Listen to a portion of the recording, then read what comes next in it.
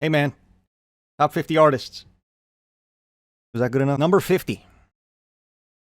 Starting off strong, we got LCD Sound System. Go to electronic artist. Is that crazy to say? Is that crazy to say? One of the greatest in the scene. This live album, one of the greatest live albums I've ever heard. This album, especially, even better. Not better. This is the best album. I have a picture of the fella on the left. I got my favorite album, and then I got my second favorite album. To its right. Maybe next time. Number 49. Third Eye Blind. My Dad Rocked Goats. Looking good for 22? I'm 22. I'm not old. That's not old. You don't just age. You don't hit 21 and start fucking gaining wrinkles and shit. I've got time. Got time. Enjoy your 20s while it lasts. I got an old fart. Point at that guy. That guy's probably old. Third Eye Blind. I put this picture of this guy shrugging his shoulders because every other album they have kind of fucking sucks. Blue is their second album. Really, they get worse as you kind of go down their catalog. They start extremely strong with the self-titled. Blue has a couple tracks. Everything else, get out of there. Number 48, Tyler, the Creator. Goat. One of the goats of the modern rap scene, I'd say. Only the album cover, it's too scary. Igor? Or are you scared of the flower field with the bumblebees? Maybe you're scared of the bees. 47, Masayoshi Takanaka. Kind of newer to this guy. This guy's kind of just the goat. Oh, my face cam's blocking the fucking text. That looks stupid. Dumbass camera's fucking everything up. That's the kind of innovation you get when you come to this stream. This guy's a goat.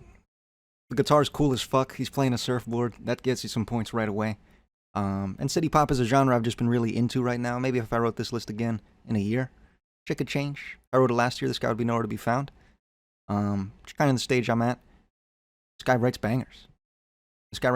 One of the sickest guitarists I've ever heard for sure. 46, Have a Nice Life. These two joyous bastards. Look at the light in their eyes. Can you see it? These are like really the only two albums worth checking out, but they are two of the greatest albums ever, I would say. At least this one, of course. But this one's pretty underrated, I'd say. It's got a couple tracks that slam. They have a demo tape that's fantastic. Their catalog's not too deep, but it's got bangers.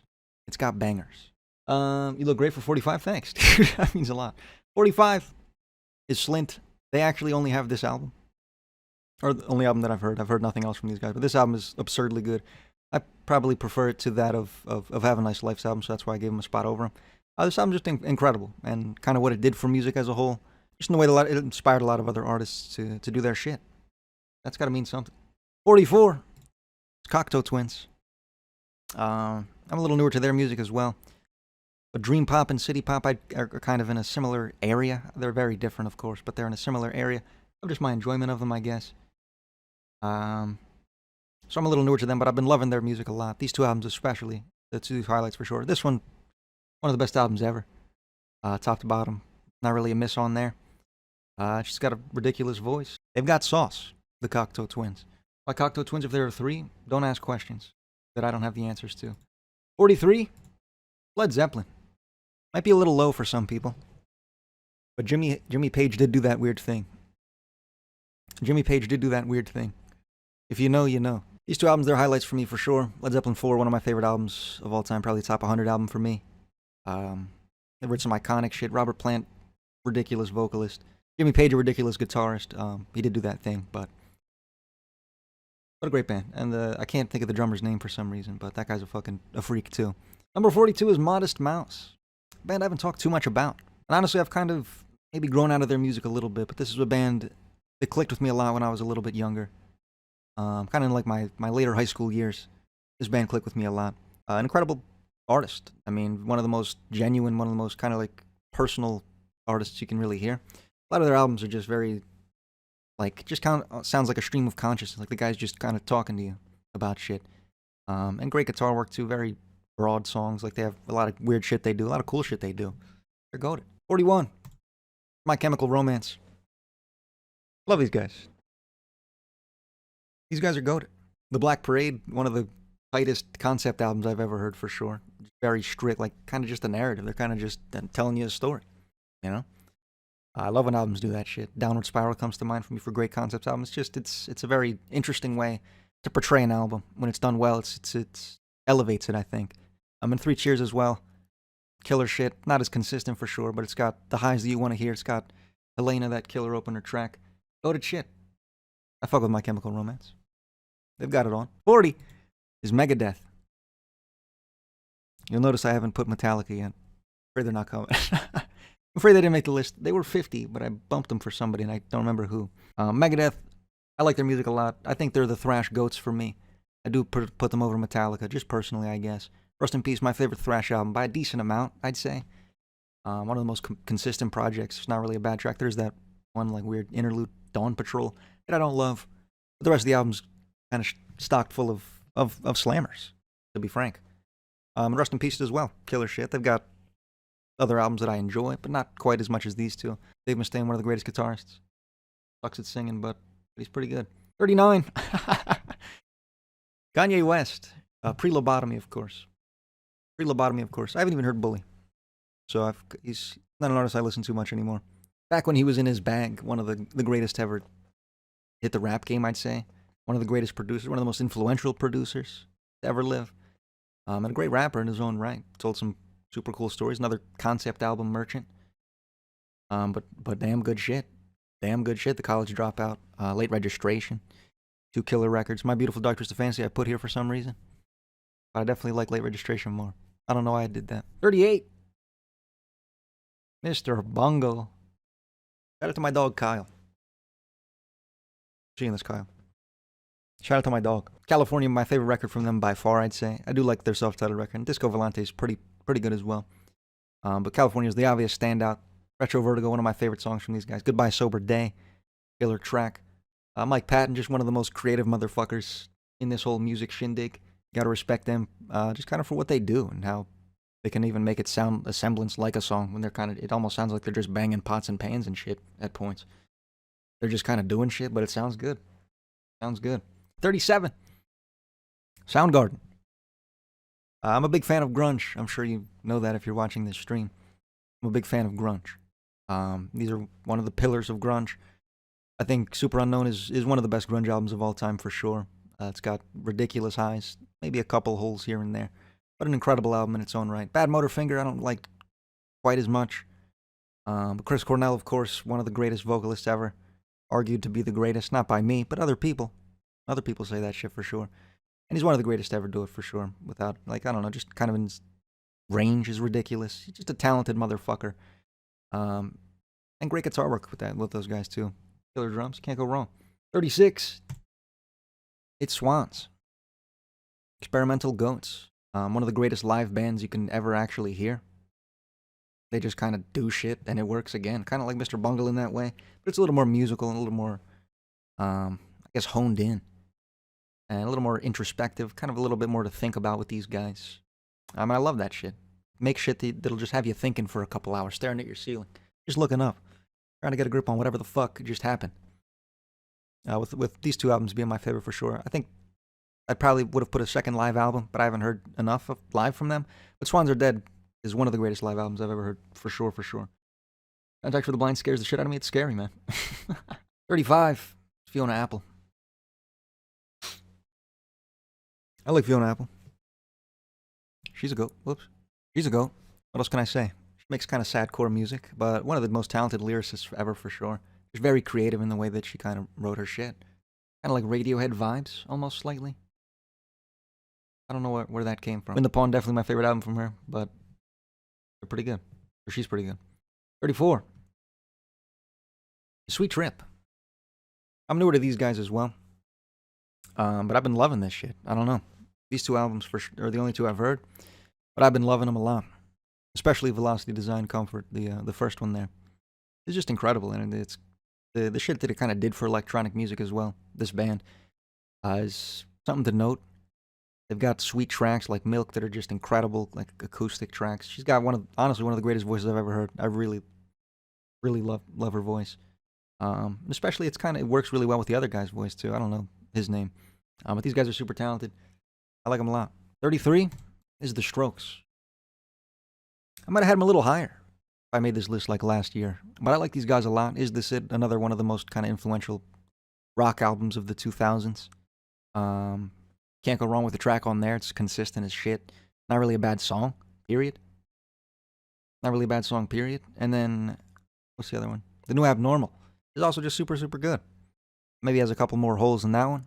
But Ode to the Mets probably is my favorite song from these guys flat out. I think Julian Casablancas is a great songwriter, great lyricist, a great vocalist. Guy's the man. Guy's the man. You look like Julian Casablancas. Thanks, man. 32 is Rage Against the Machine. I definitely used to listen to these guys more when I was younger and full of angst and rage. But I've kind of mellowed out. Rage Against the Machine, though, super, super talented guys. They just bring an energy to music that you don't get from a singular other band, to be honest with you. Nobody kind of does the shit that they do. This guy's just kind of yelling at you, just screaming about the government for fucking 4 albums in a row. And it doesn't really lose its luster. Kind of just keeps that pace, keeps that intensity. I love that shit. I love that shit. 32 feels good. I could probably get him a little higher. But I left him there. The Mets or Yankees? I'm from Philadelphia. I hate them both. I hope they both explode. 31. Outkast. Is this the first hip-hop artist? Maybe the first hip-hop artist. I've got a little, I guess I'm top-loaded on hip-hop.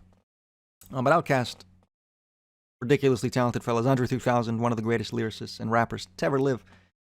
It's kind of just widely agreed upon, I think, and for good reason. He's the fucking man. He's the fucking man. Quem by far my favorite album from them. I think it has their best song, The Art of Storytelling, which is kind of, it's that song, I think, best displays Andre 3000's just lyrical wit and talent and flow. And incredible production on really all their albums. You can't go wrong with these guys. They've got the poppy hits. They've got everything you really want out of a band. 30 is The Cure. I would have had these guys higher like a year ago too, but nah. Disintegration by far their best record, and I'd say my favorite. So I don't listen to it much. It's too depressing. Can't listen to that shit.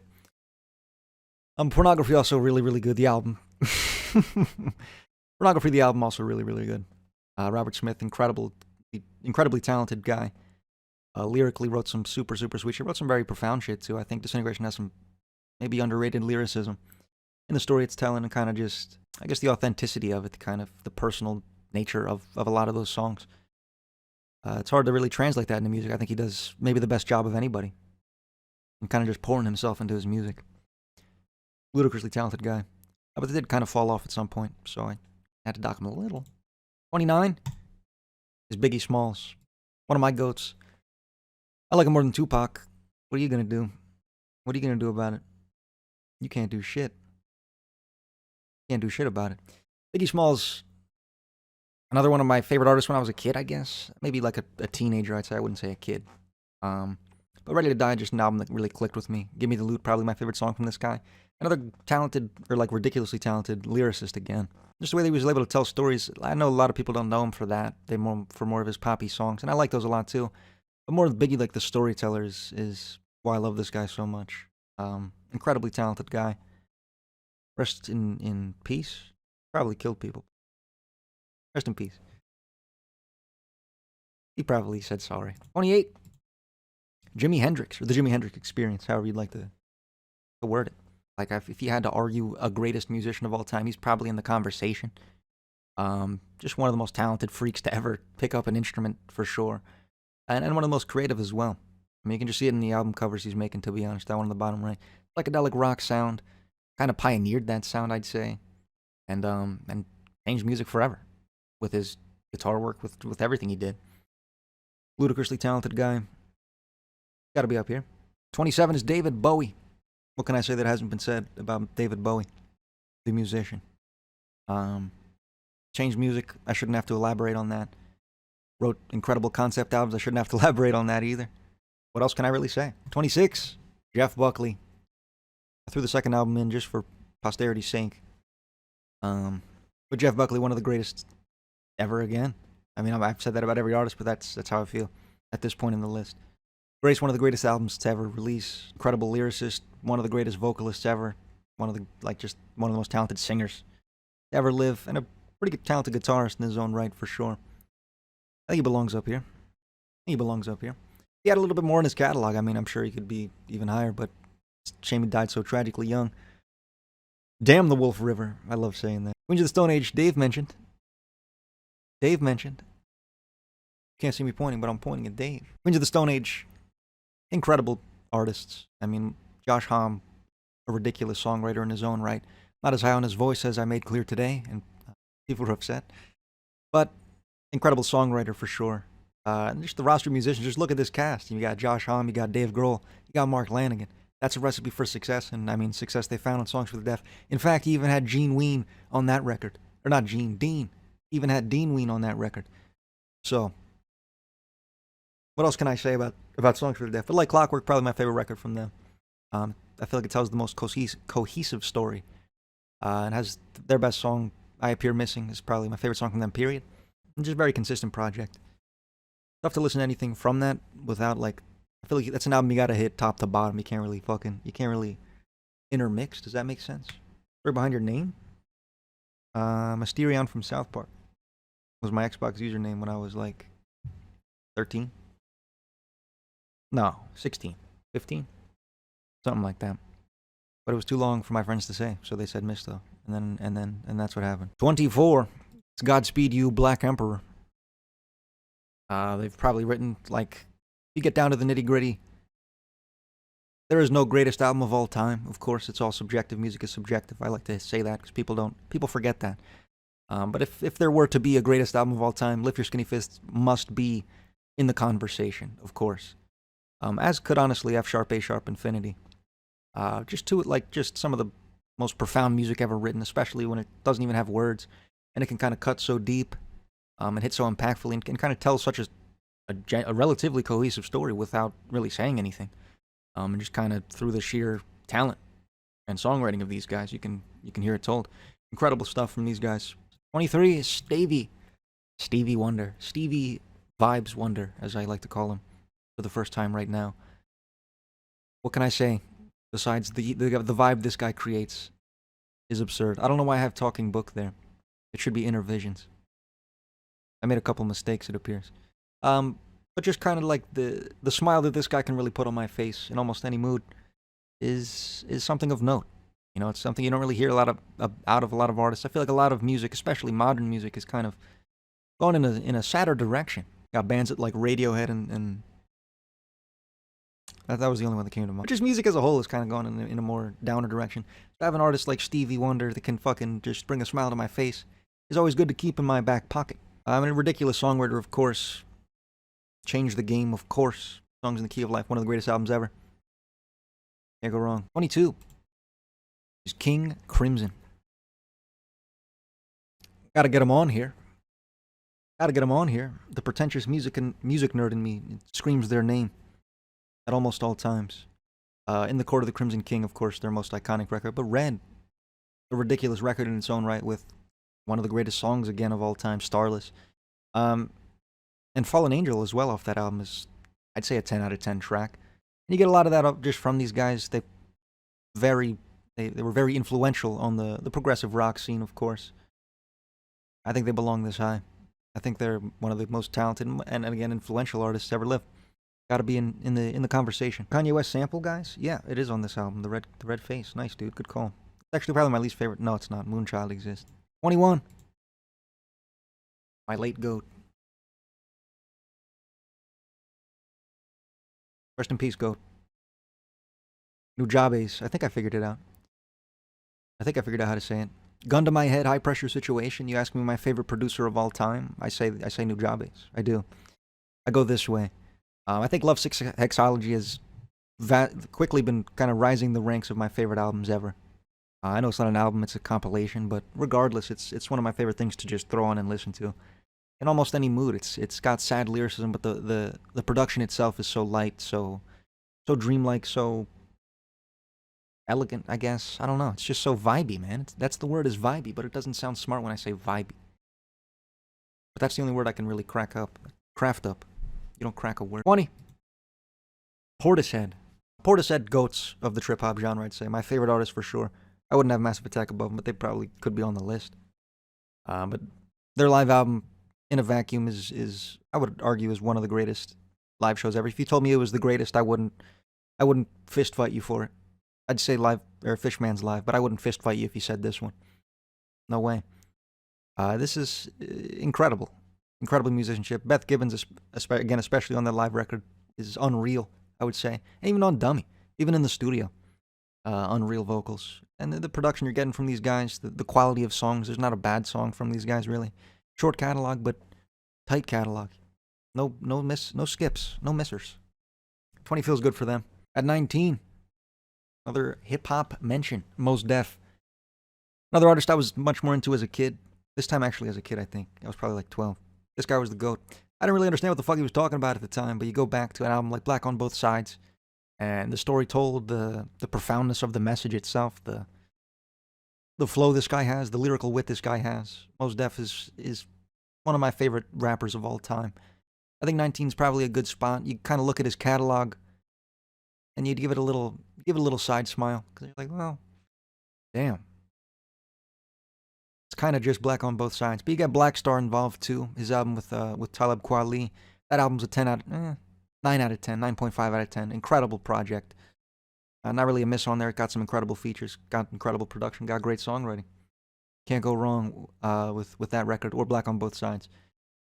One of my favorites for sure. Maybe a little nostalgia biased. 18. A little more hip hop for you. Tribe Called Quest. Greatest hip hop group to ever do it, I'd say. Greatest hip hop group to ever do it. Q-Tip, one of my favorite rappers again, probably. His flow. Phife Dawg as well. Their chemistry, I think, is something of note, something you don't really hear from a lot of rap groups. Sometimes it's a little choppy, especially in more modern groups. But kind of, you think of Wu-Tang, you think of Tribe, and you think of that vocal chemistry, the way they kind of build off each other, and the way it flows so ludicrously well. The production is nothing to knock either. It's incredible. Really well written shit. I mean, they've got 3, I'd say, 9.5 plus albums. You got these two, and you got Midnight Marauders. I didn't want to put Midnight Marauders. I do like this one more than Midnight Marauders, though. I stand by that. Panchico top 10. Not looking good, boss. 17. 9 Inch Nails. The Downward Spiral, by far my favorite album of theirs. But I do like The Fragile a lot, too. The Downward Spiral is maybe my favorite concept album of all time. Gun to my head. I think it tells the most profound story, the most dark and kind of just appropriate story for the music that's backing it. It just flows very well. It's very like dark again, but it's just very. It hits very hard, man. It's a very hard hitting album if you're in the right spot. You know, tells a very relatable story, I think, in a very dark and twisted way. But that's what kind of makes it inaccessible, but also accessible. It's strange. It's strange. Nine Inch Nails, very strange artist to me, but ridiculously talented guys. They have a couple albums that aren't excellent. What are you gonna do? You know, everybody does. Well, most people do. Look like one of my lesbian friends in high school. Thanks, dude. Appreciate that. 16. The Flaming Lips. Love these guys.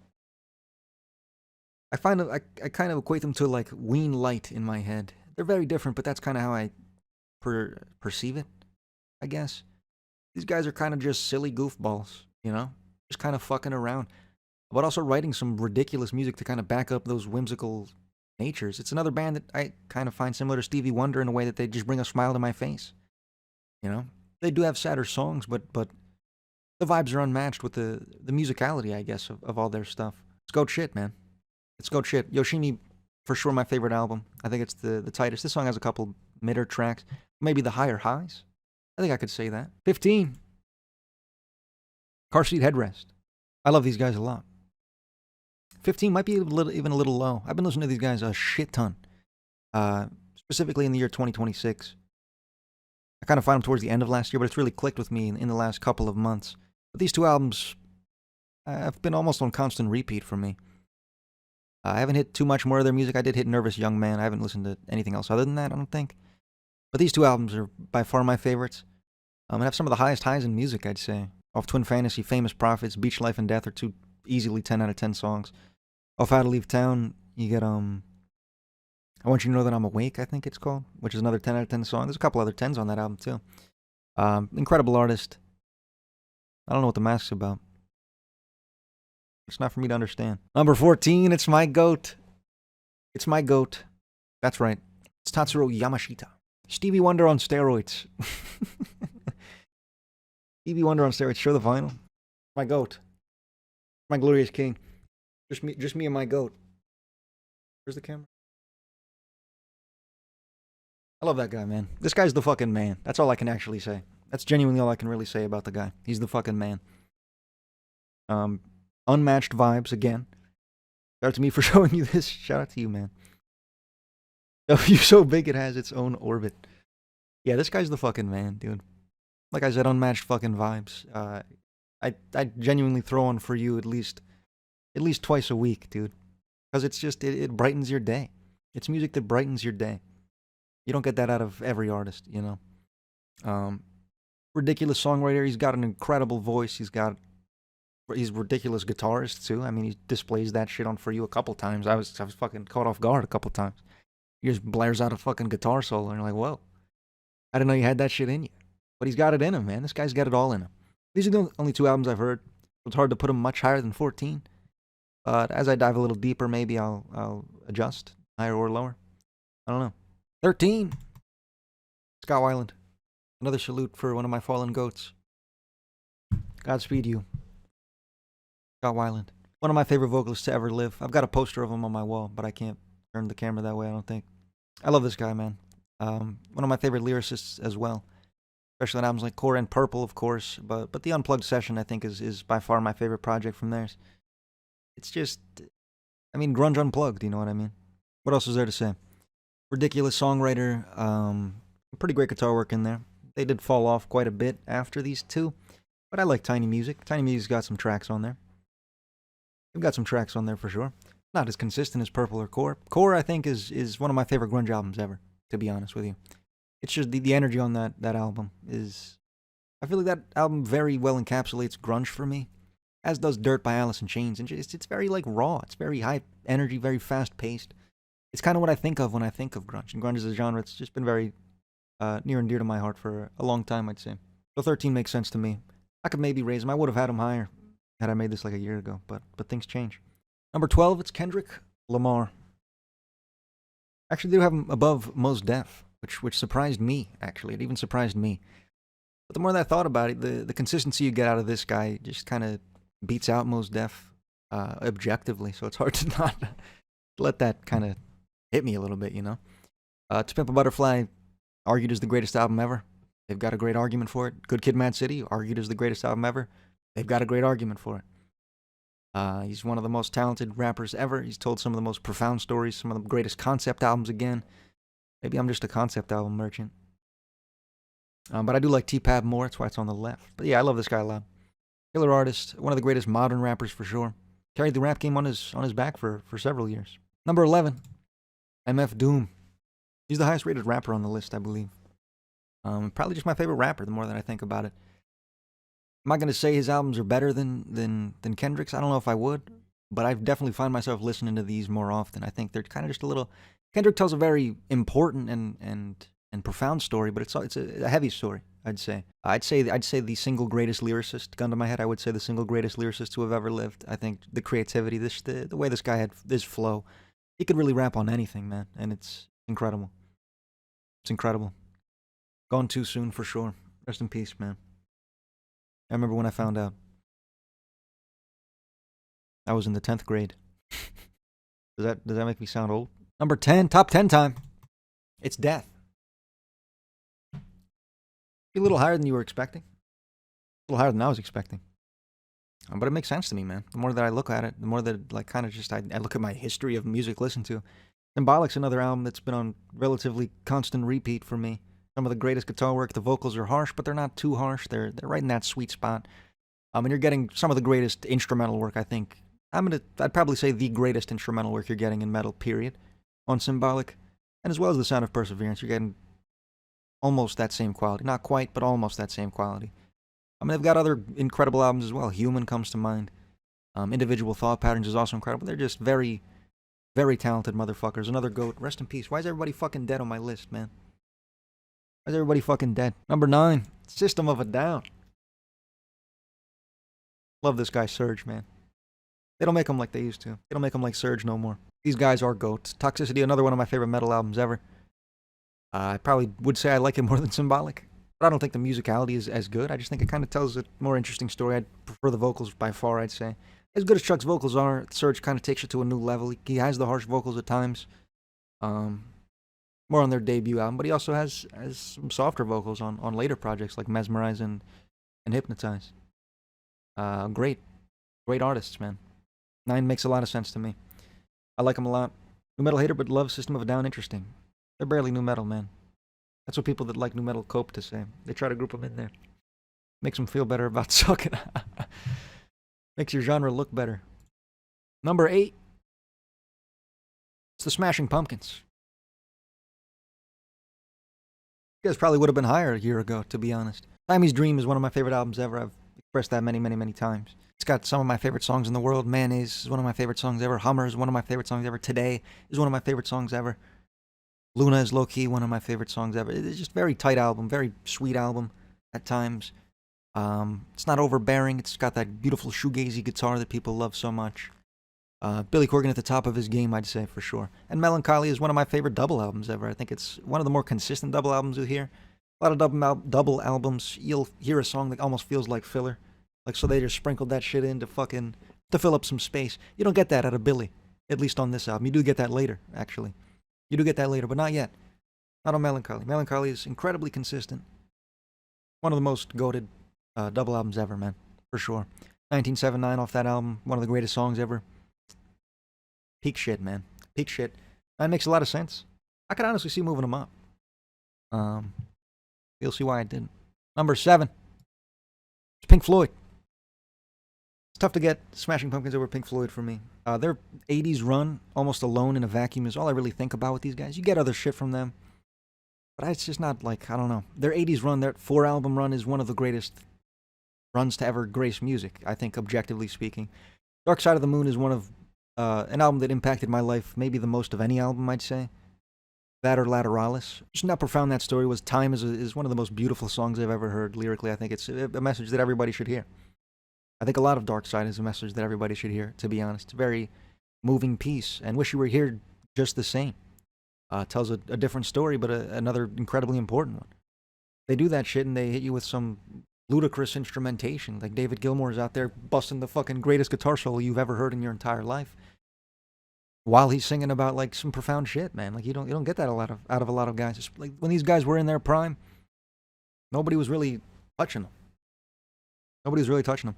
I can't imagine what they would have gone on to do if Roger Waters and David Gilmour didn't have so much beef. Number 6. Almost top 5 time. Who's 6? I don't remember. Alice in Chains. Damn. Hurts a little bit. It's Alice in Chains. The Unplugged session. I've talked about 250,000 times now. Alice in Chains at 6. Not quite top 5. I'm sure this disappoints many people. I do love Alice in Chains a lot. But it's an artist it's hard to listen to the Unplugged session without being depressed, you know what I mean? Kind of like The Cure in the way that they would have been higher a year ago, as would these guys probably have been. But their music's just very powerful. It's very moving shit, especially on the Unplugged session. And Jar of Flies.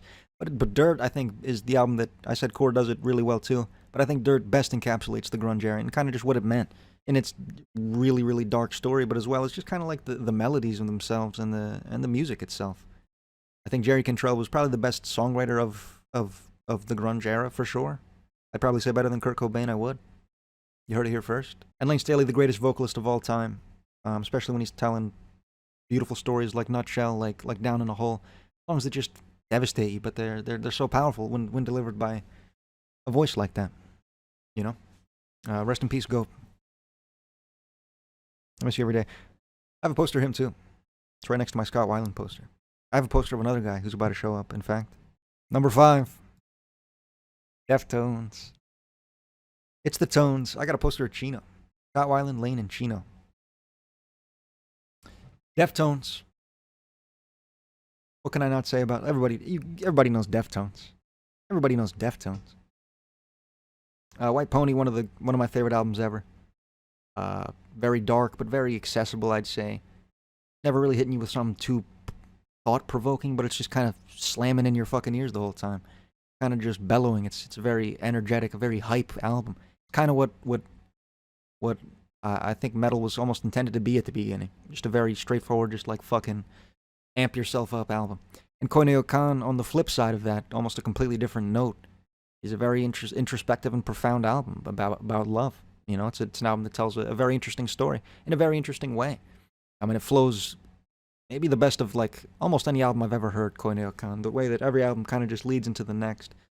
A A beautiful, beautiful, beautiful album. I love it a lot.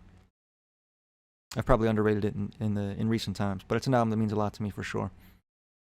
Chino, ridiculous vocalist. Chi Cheng, incredible bassist. Rest in peace, GOAT.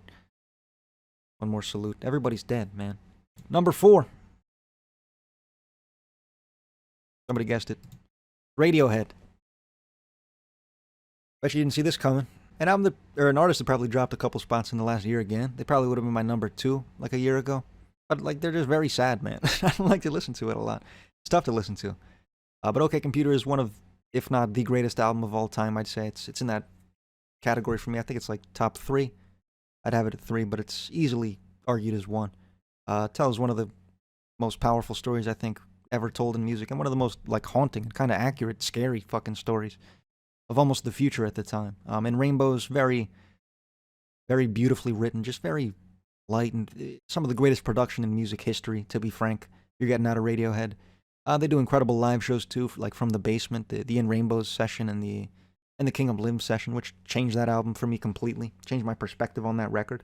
And this picture doesn't show Kid A, it doesn't show The Bends, it doesn't show A Moon-Shaped Pool, which are 3 more fucking 9, 10 out of 10, or 9 plus 10, 9 plus albums out of 10. That's the sentence. These 2 albums for sure are their best, I'd say. And just some incredible musicians you're getting out of these guys. Johnny Greenwood, one of the greatest writers ever. One of the most creative ever. I love these guys. They're peak, man. They belong at 4. They belong at 4. Number 3. The Fishman. The Fishmans. Shinji Sato, probably my favorite songwriter of all time. Gun to my head. Gun to my head, high pressure situation. I'd say he's my favorite songwriter of all time. I think he's the greatest to ever do that shit, I think. And it's criminal how young he was taken from us. Another salute. Criminal how young he was taken from us. Just kind of when he was entering his prime almost. He had Long Season and Uchu Nippon Setagaya, which were 2 10 out of 10 albums, I'd say for sure. And then the live show, I think, is the greatest album ever recorded. The greatest live show by far. And my favorite album ever, for sure. I think Long Season off that is the greatest song ever. But the rest of the live set is nothing to knock. It's also 9, 10 out of 10, almost throughout the entire thing. Just this guy's voice and almost like the bittersweetness of that project and of the show itself. Just click with me so hard, man. I don't know. It's strange. There's nothing I can really explain about it. It's just kind of, it's an album you have to listen to and kind of just sink in. And it hit me right one day. And now it's my favorite album ever. But Long Season is one of the most absurd songs ever written. Like, what the fuck was he thinking? And it worked so fucking well, dude. Like, 36 minutes is crazy. And shouldn't be done by most people. But when it's done well, fuck. You get Long Season, my day gets better. Incredible vocalists as well. Incredible instruments from these 2 gentlemen. And everybody involved, man. They're just some of the most talented musicians ever. Some of the most talented musicians ever. Number 2. Uh-oh.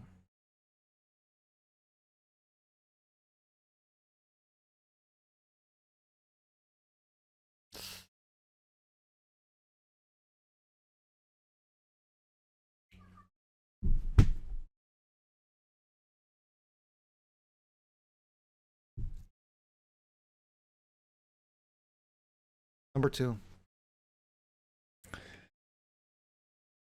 No longer. No longer my number 1. You're a horrible person.